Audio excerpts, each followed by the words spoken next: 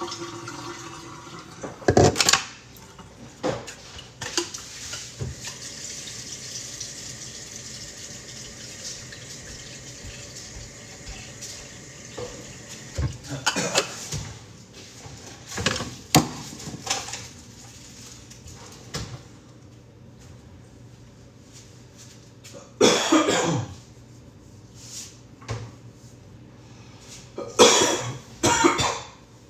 we ever going to do anything with these vegetables? Sure. I need to look at them today. I'll do it today. Do something. I'll do it today. Just don't go over there because that's on. Oh, okay. Thank you. I was going to make more coffee. I'll make you one right now. I was going to do what I usually do, just put a new coffee into the one that already Alright, then give it to me. Oh, you don't have to do the fancy. Thank you, baby. It's okay. I'm doing the thing for mine anyway, so. You want a full coffee or just a shot? I guess a full. I have time to drink it. Okay. Thank you, baby. Yep, no problem. Can I have the creamer? The chocolate one?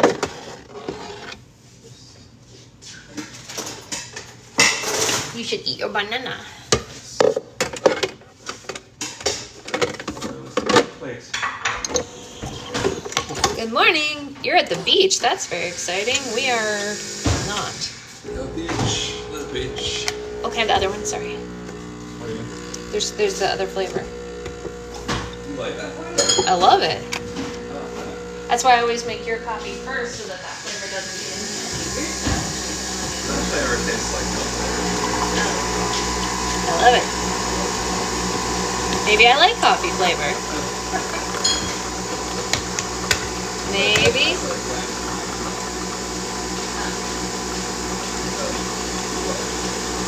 I do.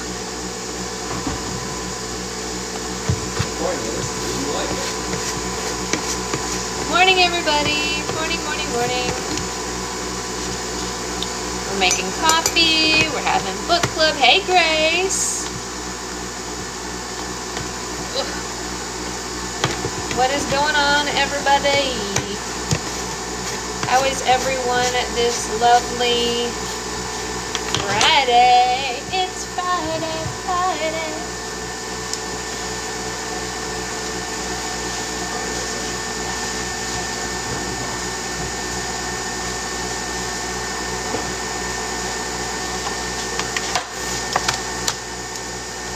You like the Beetlejuice mug? My goddaughter gave me this for my birthday, like, I want to say 3 years ago now. A while. Trying to stay awake. Oh no, that sounds terrible. Huh? Oh, Liz's son was up puking at 3 a.m., so she's very tired. I don't know if needle is the word I would go with, but there's your coffee just the same. Currently wondering how Grace was working on the last of her boxes when I found one here. That's pretty funny. That's funny, Becca. Oh, that's pretty funny. Time for coffee. Time for coffee. Morning, morning, morning, morning. Coffee, coffee. Coffee, coffee. This is my coffee dance.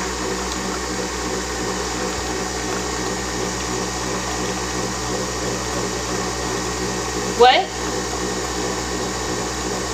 We are Letterbox heroes. Does anyone here play Letterbox? That's really funny, Liz. Good morning. Good morning, good morning. Does anyone here play Letterbox?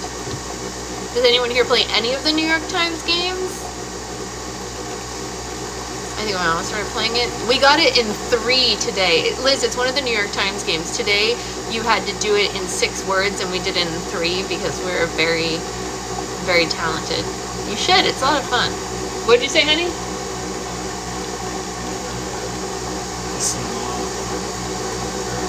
Yes.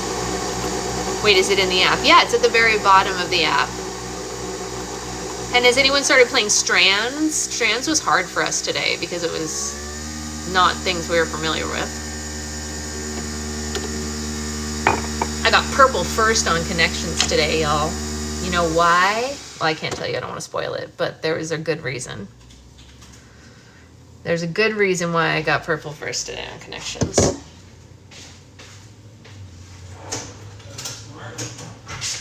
Because of my personal interests. My husband plays Strands, but I keep getting into it and giving up. That's funny.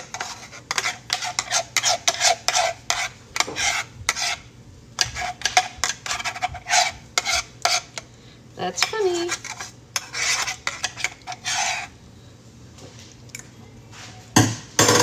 All right.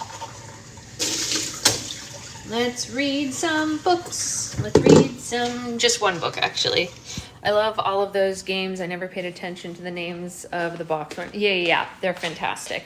Today, I forgot to tell you yesterday. Oh, that's very cute, Emma. That's very cute. Oh. All right, let us put this here. That one game with the letters. The kids always want to help, but then press hint. No! Don't ruin it. I can 100% see why you got the purple first. Yeah, you know why, right, Liz? Yeah.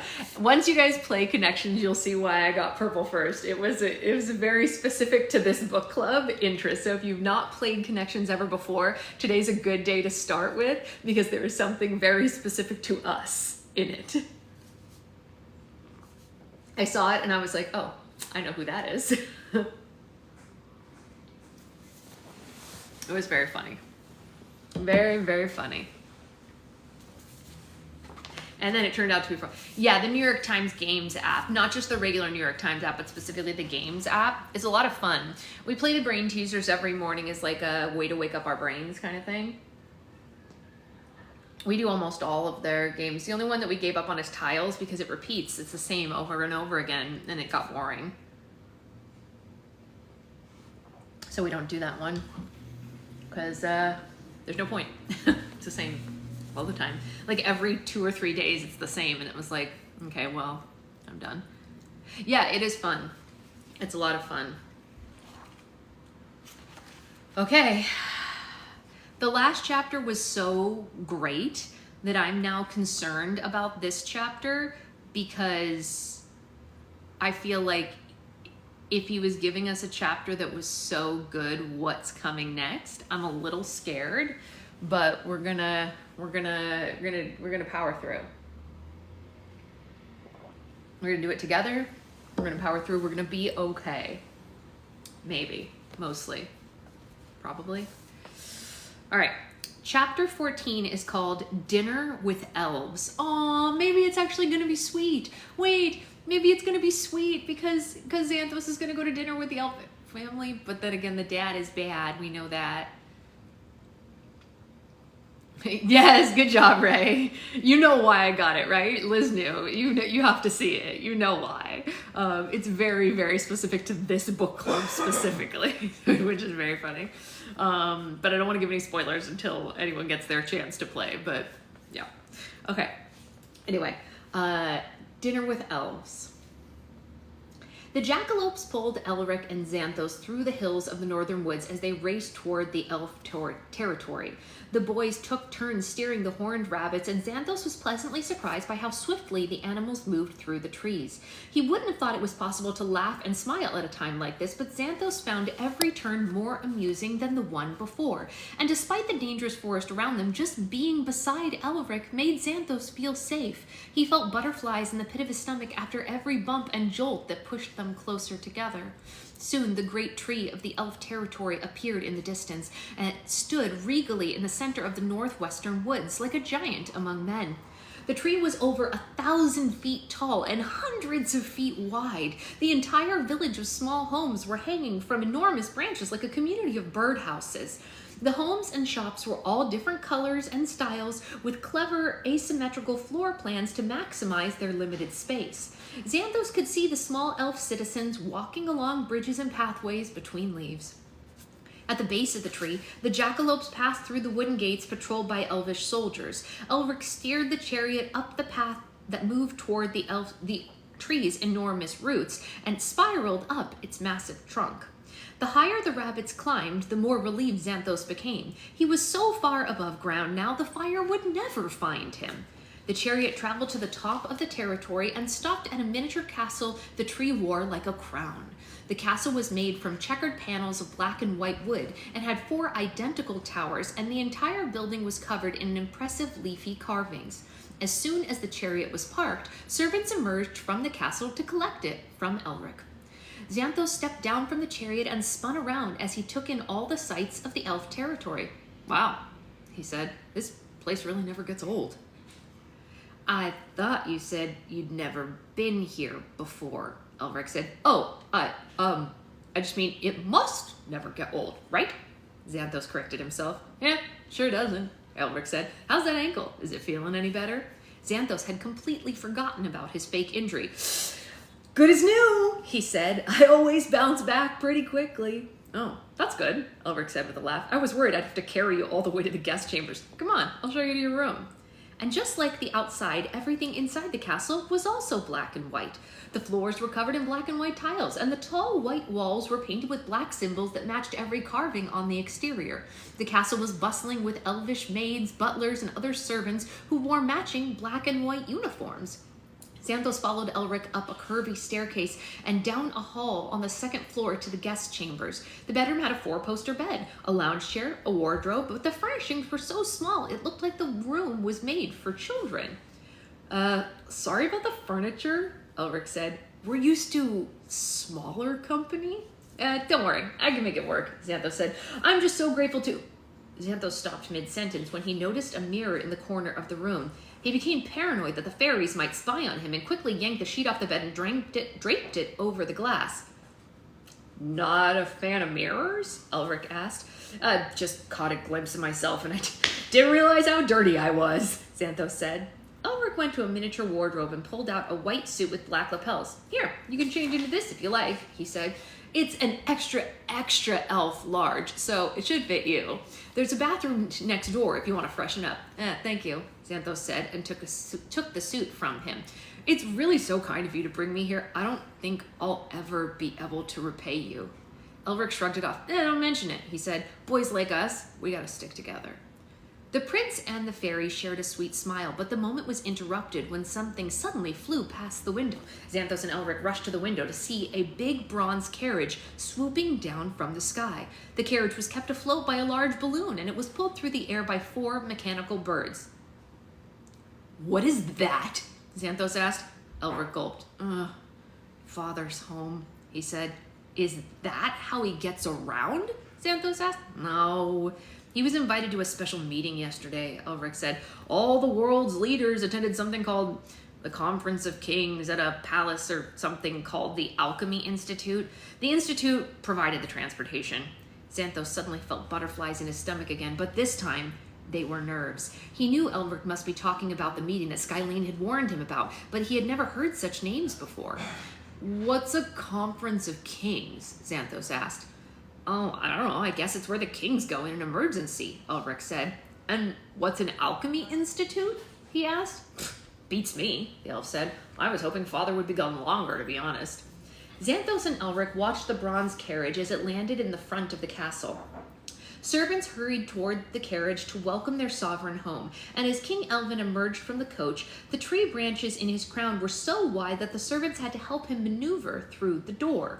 Xanthos grew tense as King Elvin entered the castle. He had met the king a few times with the fairy council in the past, and if Xanthos didn't want to be recognized, he was going to have to keep his distance. "That's strange," Elric said. "My brother isn't with him. I wonder why Father left Elrond at the Institute." "I don't know. You'll enjoy dinner much more without him here anyway. Elrond's a jerk." Xanthos' eyes went wide. "You mean I'm invited to dinner with your father?" "Of course you are. You're a guest of the prince," Elric laughed. "The dining hall's on the 1st floor. We eat every night at 7:17 on the dot. Now, I would change beforehand. Now, I should change beforehand. I've got a long day's worth of hunting to wash off me." Elric excused himself from the guest quarters. As soon as the prince was out of sight, Xanthos began to pace the room in a frenzy. Apparently, keeping a low profile wouldn't be a possibility. If Xanthos didn't want the king to notice him, he'd have to make himself unrecognizable. So he hurried next door and took a bath in the miniature elf tub.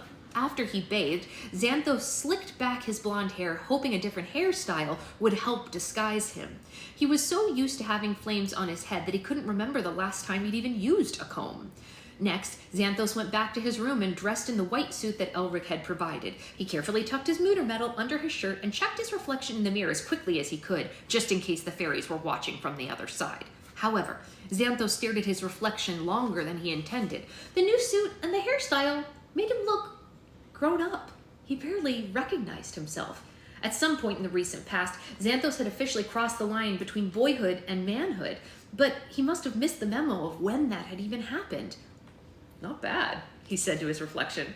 Not bad at all. At 7:16, Xanthos climbed down the curvy staircase and found the dining hall on the first floor.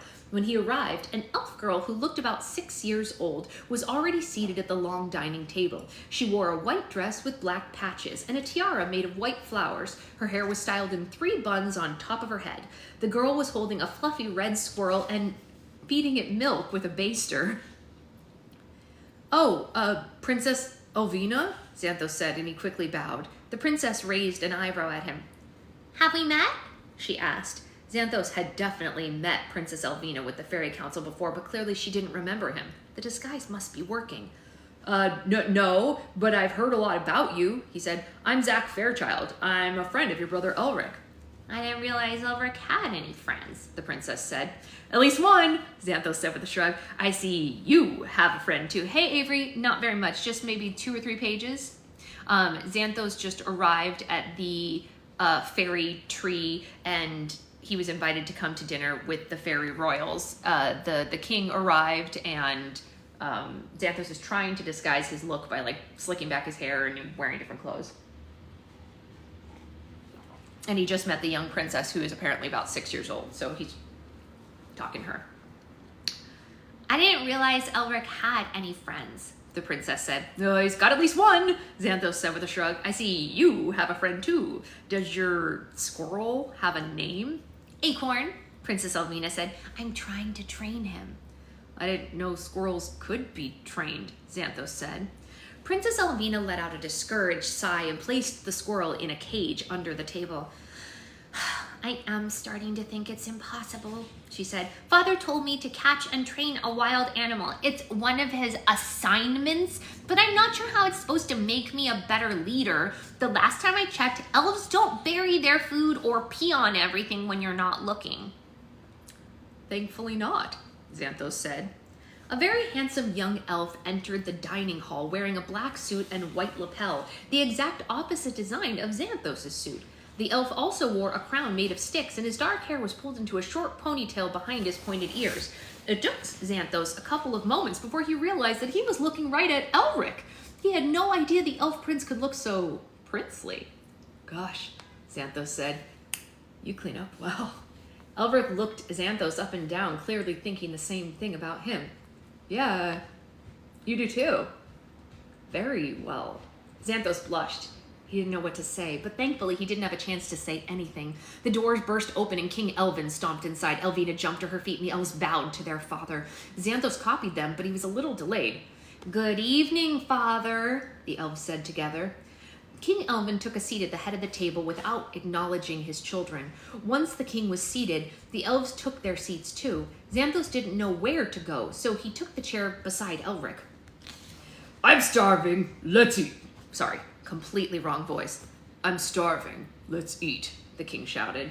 Almost instantaneously, a parade of elf servants entered the dining room with plates full of food. The elves' diet was completely vegetarian, and the servants placed piles of almonds, fruit, and vegetables on the table. There was enough food to feed an army, let alone 4 people. Princess Elvina eyed an empty seat beside her. Where's Elrond? She asked. He's on an assignment, the king said. Speaking of which, is that animal trained yet? So far he can sit and stay, but I'm still potty training him, she said. Good, the king said. And Elric, did you hunt a bear like I instructed? Elric glanced to Xanthos with nervous eyes. Actually, your majesty, Elric hunted several bears, Xanthos said. The king looked up for the first time and was surprised to see a visitor. What is a human doing at my dining table? He asked. Xanthos was grateful the king didn't recognize him, but he was also terrified to have his full attention.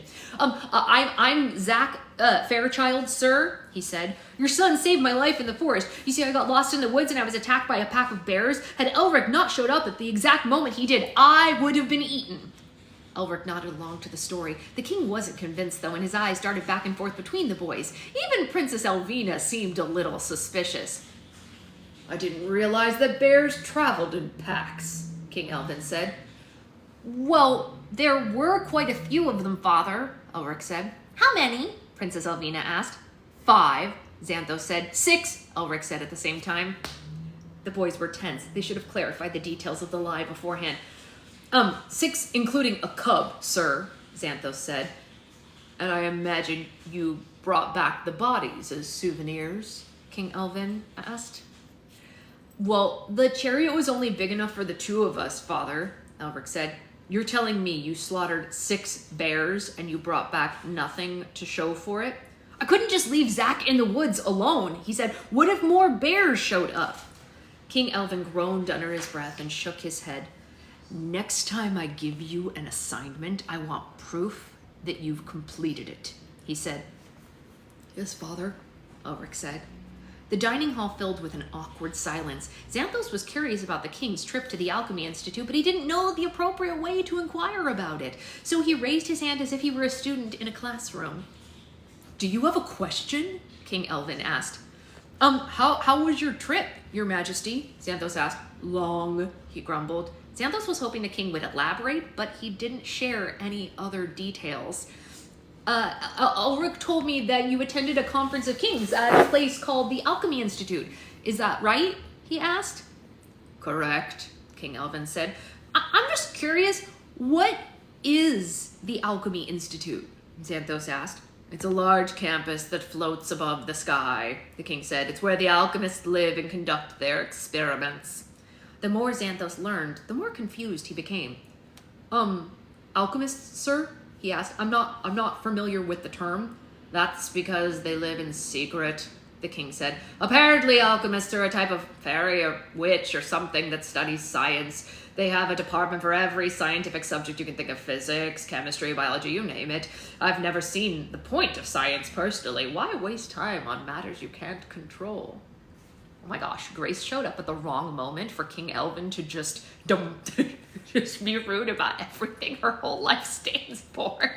Grace enters the room and King Elvin is like, science is pointless. Oh God, terrible. Poor Grace. I apologize on behalf of King Elvin. He's a jerkwad. We all know it. It's fine. It's not you. It's him. We support you, Grace. We love you. Keep up the good work, Grace. We love you. The timing is impeccable. Sorry, it shouldn't be that funny. It's only funny because we know so much about each other that like the things mean something to us. Anyway, that's the greatest part of book club anyway, in my opinion. Why waste time on matters you can't control? Well, perhaps to learn how to control them, Elric suggested. King Elvin shot his son a dirty look as if the prince was insulting his intelligence. Xanthos was desperate to learn more and raised his hand again before the tension escalated. The king rolled his eyes at Xanthos' persistence. Yes, he grunted. Forgive my curiosity, your majesty, but what did you discuss at the Conference of Kings? He asked. Elric mentioned that there was some kind of emergency. It seems some fairy lost control of his powers and is spreading fires everywhere, King Elvin said. The alchemists are worried the boy might destroy the planet if he isn't stopped, so the conference decided that it was best to eliminate him before he causes any more damage. The alchemists are tracking him down as we speak. Xanthos' mouth dropped open and all the color drained from his face. But what if he's innocent? He asked. Doubtful, King Elvin said. The evidence spoke for itself. But what if the evidence is wrong? What if it's a misunderstanding? Princess Elvina squinted at him. You seem very invested in this story, she said. Oh, sorry.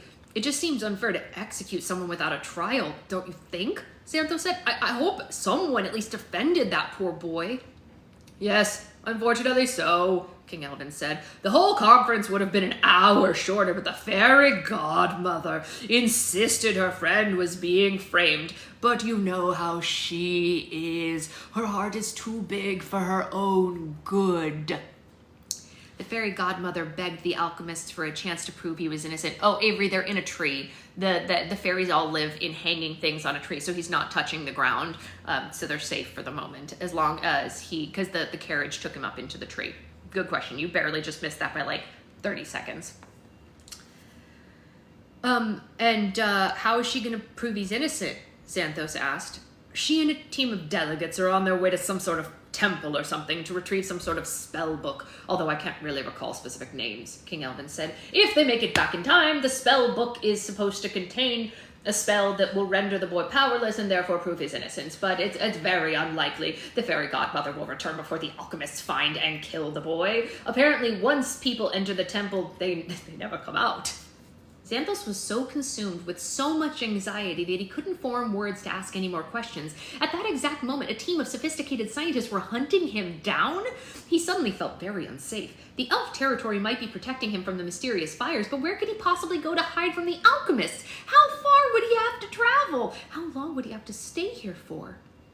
And if that wasn't enough to worry about, one of his best friends was risking her life on a mission to save him. Would Bristol even return from the temple with a spellbook? Wait, was the spellbook the same book that she needed to defeat the army of the dead and destroy the immortal? Or would Bristol spend her last moments alive trying to prove his innocence instead of focusing on her own needs?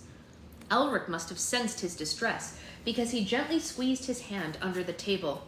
Father, Princess Elvina asked, did you say the fairy godmother took a team of delegates to the temple? Yes, King Elvin said. One was chosen from each kingdom and territory.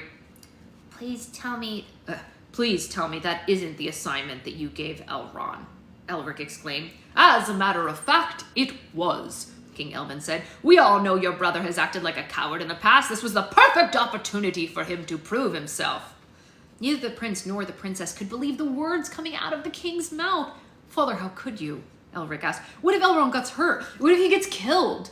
King Elvin slammed his fist on the table, causing the plates to rattle. Then he doesn't deserve to inherit my throne, he declared. It's my duty, my sacred duty, to leave this territory in proper hands when I die, and so far none of my children have proven themselves worthy of it.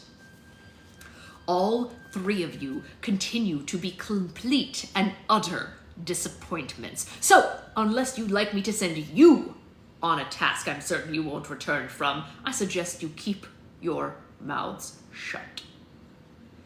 Elric went pale and stared quietly down at his plate. The king's outburst was enough to break Xanthos out of his anxious trance. For a moment, he forgot all about his own troubles and felt nothing but sympathy for the elf prince. Xanthos knew exactly what it was like to be humiliated by someone who was supposed to love you. He had experienced it every day living with his own father. Xanthos squeezed Elric's hand under the table. The corner of Elric's mouth curled into a small grin, and he squeezed him back. The boys secretly held hands for the rest of the evening, and even when the dinner came to an end, neither really wanted to let go. That night, after their tumultuous dinner with the king, Elric took Xanthos to the grand balcony on the 4th floor of the castle. From there, the boys could see the entire elf territory below them. Tiny elf homes were lit up, and the glowing windows made the gigantic tree look like a small universe. The boys were emotionally drained from the distressing meal, but the longer they took in the spectacular view, the more it recharged their spirits.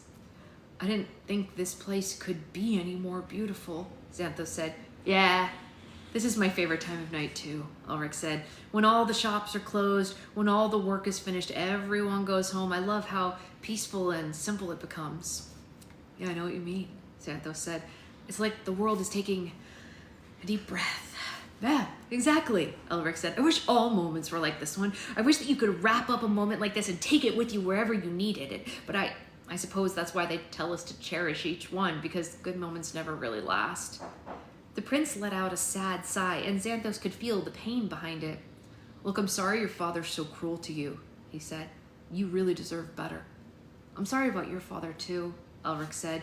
But it's just like you said back in the forest. They're the broken ones, right? Xanthos was touched. The prince remembered the sentiment. Moments like this might not last forever, but I'll certainly cherish it forever, he said. Yeah, me too, the elf said. I really like you, Zach. I really like you too, Ulrich, Xanthos said. Of all the people in the world, what are the chances a couple of boys like us would find each other in the middle of the woods? Ulrich asked. Makes me wonder if, like, some things are just meant to be. Xanthos couldn't agree more. Meeting someone like Elric seemed like a miracle.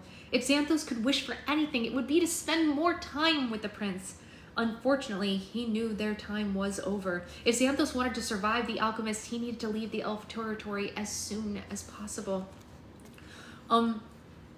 Elric, there's something I need to tell you, Xanthos said. I haven't really been completely honest with you. My name isn't Zach, it's Xanthos. And the real reason you found me in the woods is because you're the fairy that the alchemists are looking for, Elric said. Xanthos was shocked. How did you know that? He asked. When Father was talking about the Conference of Kings, your pulse was racing, the elf said. And you weren't concerned? Xanthos asked. If you were going to start a fire, I figured you would have done it already, Ulrich said. Oh, then you probably understand why I have to leave, Xanthos said. I do, Ulrich said. I wish I could stay, Xanthos said. Honestly, I wish I could spend every minute of every day with you. You've been a dream in the middle of a nightmare. It just isn't safe for me here. Ulrich nodded. Yeah, I feel the same way about you, he said.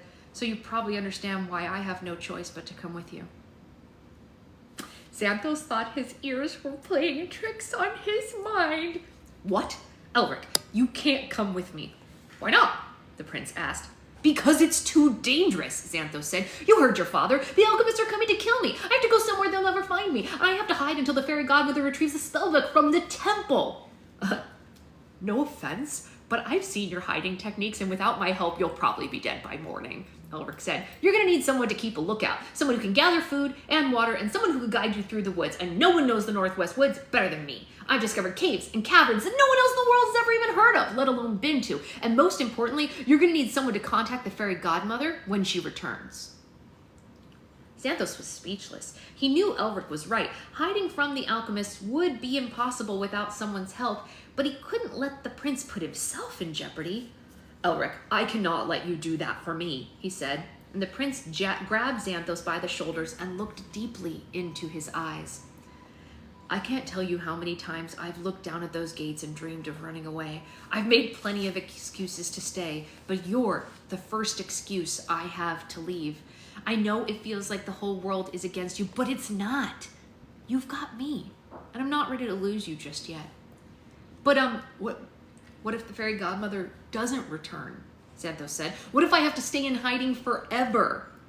Well, I could think of worse fates than being stuck with a cute fairy, Ulrich said with a wink. So what do you say? You want to run away together? Suddenly, Xanthos' greatest nightmare had turned into a dream come true. Even life on the run seemed like paradise with Elric by his side. All right, Xanthos said. Let's do it. Let's run away together. Elric gave him the biggest smile that Xanthos had ever seen. Wonderful, the prince said. We'll leave at once. I'm going to go pack some supplies and get my chariot ready. You stay here, and I'll be back as soon as I'm finished. Elric kissed Xanthos quickly and ran inside the castle. Xanthos' eyes grew twice inside, and he held a shaky hand over his lips. Did that just happen? Xanthos pinched himself to make sure he wasn't dreaming. No, that definitely happened. Mood or metal or not, Xanthos was blushing so hard he was surprised his cheeks didn't catch fire. The elf looked out at the elf territory, beaming brighter than all the stars in the night sky. Perhaps Esmeralda was right about love. Perhaps there was a fancy for every mopes.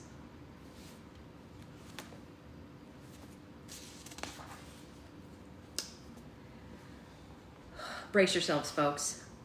Brace. Brace. Babe? Yeah? It's almost 9, just so you know. Okay, I'll get ready now. Thank you. No problem, honey. Are you still doing story time? Yeah.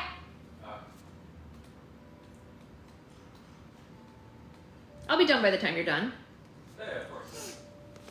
Brace yourselves, guys. I do not think that this next section is going to go well. If I know anything about Chris, he brings us up here just to smash us to the ground. And that is what I believe is going to happen now. I think he's being nice to us right now. Like really, maybe too nice. I'm scared. Well, when a writer gets too nice to you, know that something bad is coming. Right? Yes. Okay. Have a good shower. Inside the arsenal at Caretaker Village, Bristol, Lucy, and the delegates changed into dragon skin jumpsuits, boots, and spiked pads for their shoulders, knees, and elbows. Ryder insisted they arm themselves with weapons, too, and Bristol and Lucy had a difficult time choosing just one. The girls were so used to protecting themselves with magic, they couldn't imagine swinging a sword or a spear in combat. Still, they listened to Ryder's advice and selected swords made from sharpened dragon's teeth. Bristol tucked her wand into her boot for safekeeping, eager for the chance to use it again. "This is quite the makeover," Bristol said as she eyed their new outfits. "Yeah, we look like the world's toughest kickball team," Lucy said. "I'm not mad about it." "Is everyone ready?" Ryder asked. The delegates nodded and gave him a thumbs up. "All right, good," he said. "Now, we're going to sneak out of the village and climb down the volcano on foot. We have to be as quiet as possible. If my mother's guards catch us, she'll have us all thrown in caretaker jail." "Copy that," Gobzella said. "I'll be as quiet as fox." Prince Elrond cringed. "Gobzella, you're not allowed to speak until we get there," he said. Gobzella mimed zipping her mouth shut and locked it with a key. Ryder opened the door a crack and peeked outside. "The coast is clear," he whispered. "Come on." The delegates followed Ryder onto the rope bridge outside. It was late, and besides the glowing and gurgling of the magma in the volcano below, everything was dark and quiet in Caretaker Village. They climbed under the rope bridge and crawled along beneath it. Except for Butternut and Spanky, there was enough room for the dwarf and the troll to walk upright. As they covertly moved through the village, Ryder would occasionally raise a hand and pause the procession whenever he heard a caretaker moving above them. Once they reached the edge of Caretaker Village, Ryder scanned the land surrounding the volcano and then checked the sky. When he was certain there were no caretakers or dragons nearby, he slid down the volcano's steep hillside, zipping from ridge to ridge until he reached the base of the volcano. Bristol, Lucy, and the other delegates followed his pattern and made it to the base very smoothly, except for Gobzella. The goblin tumbled down the volcano like a one-woman avalanche. Once the delegates picked Gobzella up and dusted her off, they dashed across the island. They tiptoed through a herd of sleeping tree chompers, and they hopped across the river of snoozing lava lingers. They snuck past a colony of fish hoarders snoring in their dams. Ryder led the delegates to a vacant section of the beach and whistled toward the ocean. A few moments later, Goldfish stuck his giant head out of the water. The water dragon glared at Ryder with sleepy eyes. "Do you know what time it is?" he seemed to say. "Hey, Goldfish, sorry to wake you," Ryder apologized. "His name is Goldfish?" Spanky whispered to the others. "He names all his dragons after pets he wishes he had," Bristol whispered back. "Listen, I promised I wouldn't be bothering you in the middle of the night unless it was extremely important," Ryder said. "Can you take us to your cave of treasures?" The water dragon gave him a suspicious look, saying, "Why?" Because I think you have something that we need," Ryder explained. "Several years ago, my mother tossed a special key into the ocean. We have no clue what it looks like, but I have a hunch you might have found it by now." Goldfish turned to Bristol, and he noticed the wand was tucked into her boot. The water dragon groaned and shook his head to say, "Haven't you taken enough from me today?" "Please, Goldfish," Bristol said. "I'd be happy to make a trade this time." Goldfish raised an eyebrow, saying, "You have my attention." "My friend Emeralda can turn anything she touches into jewels," Bristol said. "If you let us take the key, I could give you all the diamonds, rubies, and emeralds that you've ever dreamed of. What do you think?" The water dragon didn't seem impressed. I have enough jewels," he seemed to say. "Thank you very much." Bristol and Ryder looked at each other, each hoping that the other had an idea, but neither knew how to convince him. Lucy cleared her throat and pushed past Bristol and Ryder. "Hey, stand back. I can handle this," she declared. "How?" Bristol asked. "I've negotiated in the sleaziest pawn shops in the world. These collector types are all cut from the same cloth," she said, looking up at the dragon. "Hello, Mr. Goldfish. May I call you Mr. Goldfish?" The water dragon nodded to say, if you must. Well, Mr. Goldfish, I can tell you're a dragon with good taste, Lucy said. You know a good deal isn't necessarily about the price. It's about the value. Diamonds and jewels are way too common to be interesting. What you really want is something priceless, something that can't be replaced. Goldfish squinted at her. Go on. Lucy removed her bottle cap necklace and showed it to him. You see this? She asked. This bottle cap is from a bottle of fabulous fizz that the Duchess of Down Southington sent to me personally. She attended a Gousset Troupe concert at the Appleton Music Hall and was so blown away by my tambourine solo that she sent me a gift. I shared the beverage with the world-famous goblin tenors, made this necklace from the bottle cap, and I've worn it ever since. It means the absolute world to me, and something that means the world to one person must be rarer than something that's important to everyone, right? The water dragon scratched his head with his tail as he thought about it. Even Bristol was confused about where Lucy was going with this line. So what do you say? Lucy asked. I'll give you my most prized possession in exchange for some discarded junk you found at the bottom of the ocean. You can't really beat a deal like that. The water dragon was visibly intrigued. He looked back and forth between Ryder and Lucy with her bottle caps as he contemplated. Eventually, Goldfish made his decision and eagerly nodded.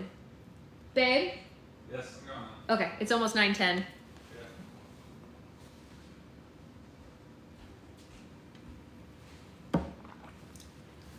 Thanks, Lucy, Bristol whispered. I'm sorry you had to trade something so valuable. Relax. There is no Duchess of Down Southington, she whispered back. I'm just conning a con man. Goldfish took the necklace with his teeth and then rolled onto the beach, stretched out across the sand. The delegates climbed on his back, and once they were situated, Goldfish slithered back into the water and snaked across the ocean. When they were about a mile away from the beach, the delegates held their breath, and the water dragon dived down deep into the water. 2 minutes later, Goldfish and the delegates surfaced in his underwater cave. The delegates gasped for air and looked around in amazement at the piles of coins, sea glass, silverware, bottles, and ship parts. Whoa, Lucy said with wide eyes. Talk about an offshore account. While the delegates searched the cave, the water dragon lied on his back and played with his new necklace like a cat with a ball of yarn. An hour later, the delegates had found over 100 keys in Goldfish's stack of miscellaneous sea junk. They laid all the keys out in a row to inspect them. Some were made of gold, others of steel, and a few even had jewels on them. Well, which one is the key to the temple? Butternut asked. Bristol studied the pile of keys. Despite all the glittering ones, her eyes kept coming back to a small and rusted key. She picked it up and raised it for the others to see. It's this one, she said. Prince Elrond grunted. You can't be serious, he said. There's no way that is the key to the most valuable vault in the world. If you hide all your valuables in one place, what would you want the key to look like? Bristol asked him. This key is the most inconspicuous and misleading. It's exactly what the sorcerers would have wanted. Ryder took the key from her and examined it. She's right, he said. Look, this key's made from volcanic stone, just like the temple itself. Gobzella clapped her hands in celebration. All right, we got ourselves a key, she said. Now all we need is a door. How are we going to get to the Temple of Knowledge from here? Spanky asked. Ryder winced. I didn't really think about that part, he said. I suppose we'll have to convince Goldfish to give us a ride? The delegates turned to Lucy, hoping she had another valuable to negotiate with. Hey, Mr. Goldfish, Lucy called to the dragon. Did I mention I have a lucky toe ring from the Duke of Upper Reachshire? The water dragon transported the delegates across the Dragon Keys to the island of the Temple of Knowledge.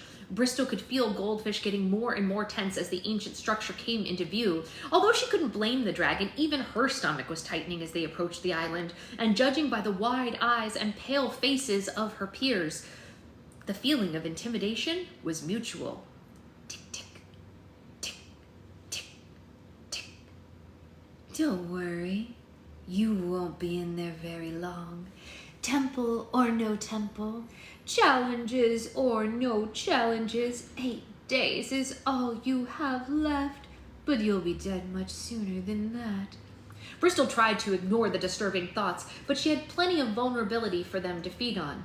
Tick, tick, tick, tick. How can you possibly survive the physical challenge, the mental challenge, the emotional challenge, all without magic?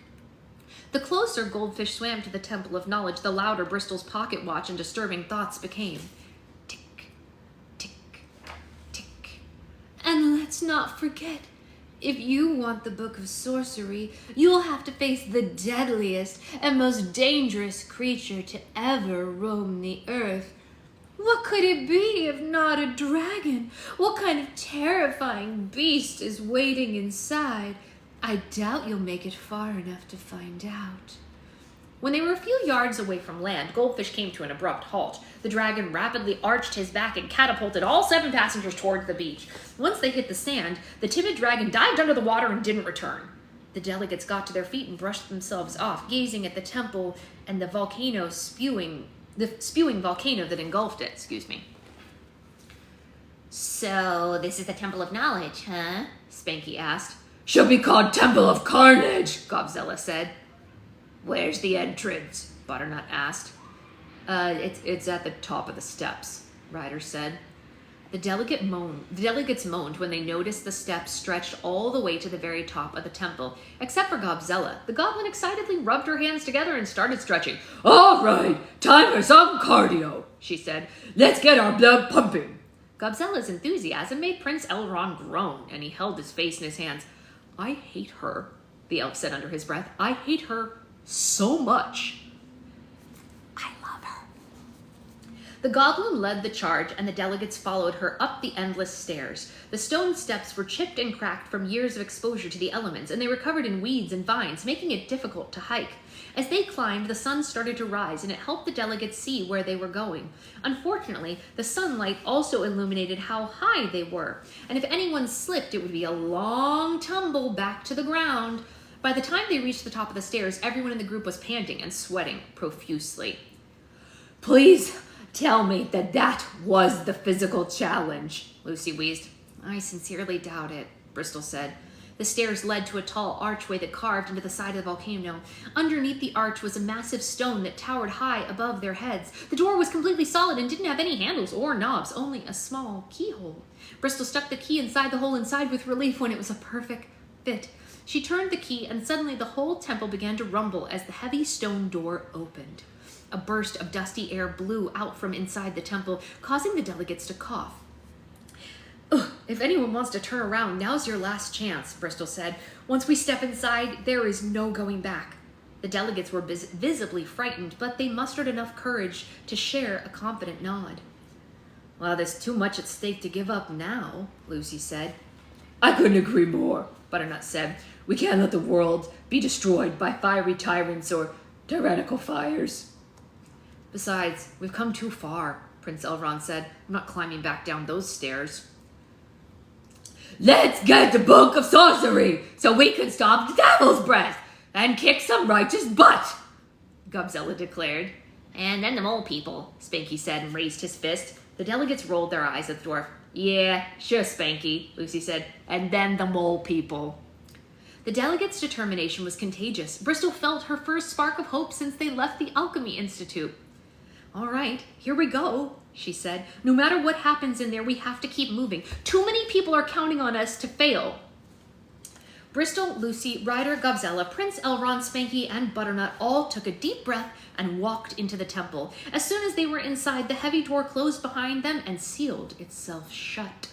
At first, the delegates saw nothing but complete darkness. When their eyes adjusted, they found themselves in a dark tunnel. They saw light in the distance and felt heat coming from the other end. They clutched their weapons and cautiously walked toward it, keeping their eyes and ears on high alert. When they reached the end of the tunnel, the delegates discovered that they were inside the island's volcano. A long stone bridge stretched across an enormous lake of magma that violently bubbled and splashed below them. The bridge connected the tunnel to a round platform at the volcano's core. 7 giant statues were seated on thrones around the platform. 4 sorcerers, 3 sorceresses. The statues had wrinkled faces, and the men had long, bushy beards. The women had long, stringy hair, and all 7 were dressed in hooded cloaks. The statues' eye sockets were empty, as if they were watching nothing and everything, all at once. The delegates carefully crossed the bridge and went to the platform one at a time. The very center of the platform's floor was covered in a large pentagram made from black metal. Bristol and the delegates gathered at the top of the pentagram and noticed that the star was circled by carvings in an ancient language. "What do you think that says?" Ryder asked.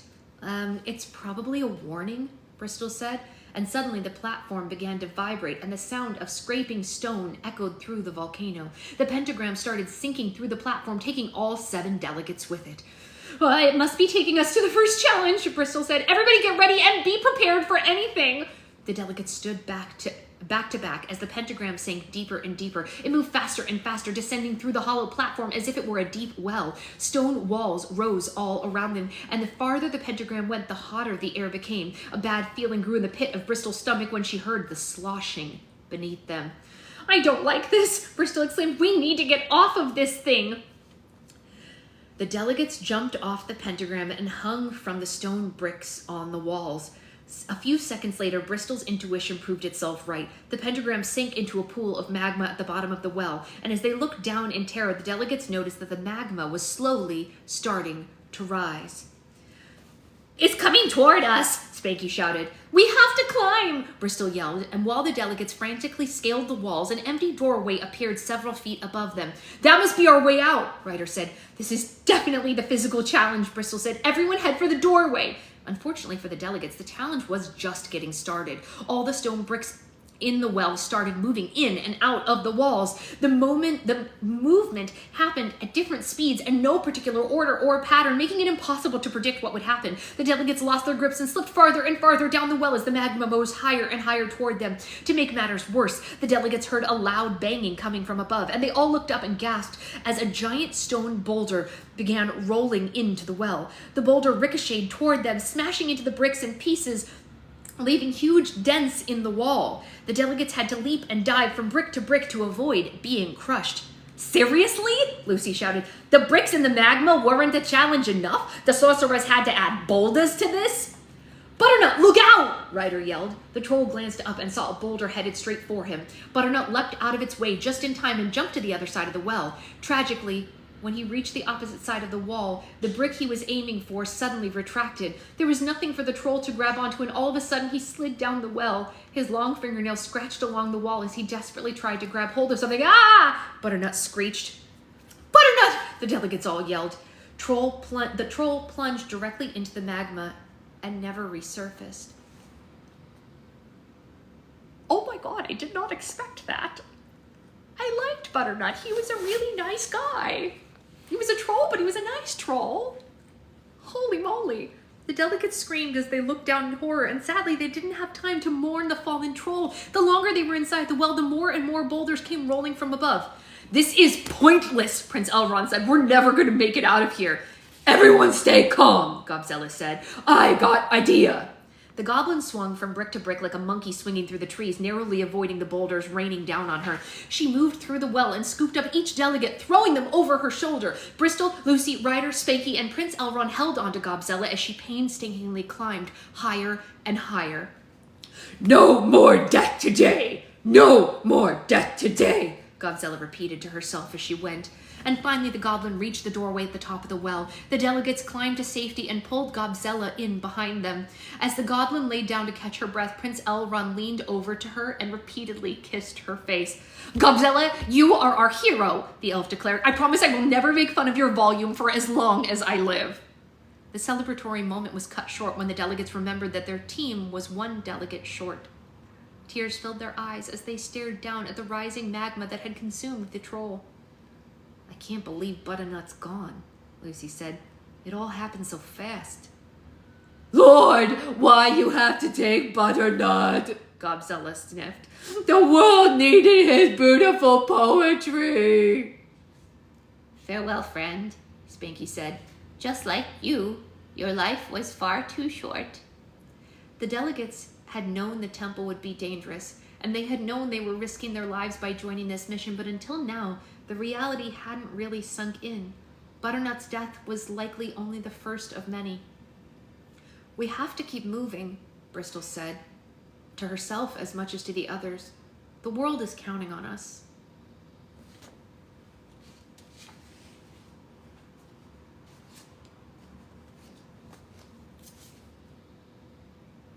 R.I.P. Butternut.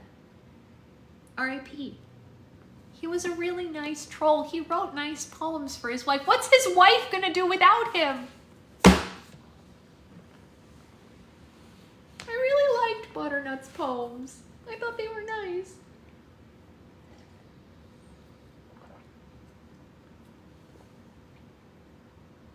A moment of silence for Butternut.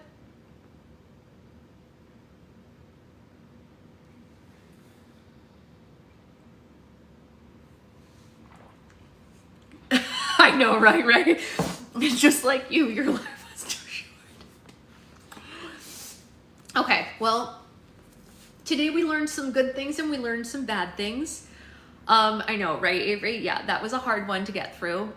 We lost a friend today, but we also got to see Xanthos experience some real happiness, which is so exciting. It was a beautiful moment between Xanthos and Prince Elric. So that's exciting. We can all hang our hats on that moment. Gosh. Yeah. So anyway, I gotta go, but that was sad. And I will either see you all later for slime making, excuse me, I have the hiccups, or I might use tonight to record some more chapters of my book for the audiobook. If anyone hasn't grabbed that yet but wants to, there are 3 full chapters already uploaded, but I will have more over the course of the next couple of days, and that's pretty much all. More pre-orders are going to go out today, which is exciting, and I will see you all at the very least tomorrow morning for book club. We'll see what happens to our delegates, I suppose. All right, bye guys.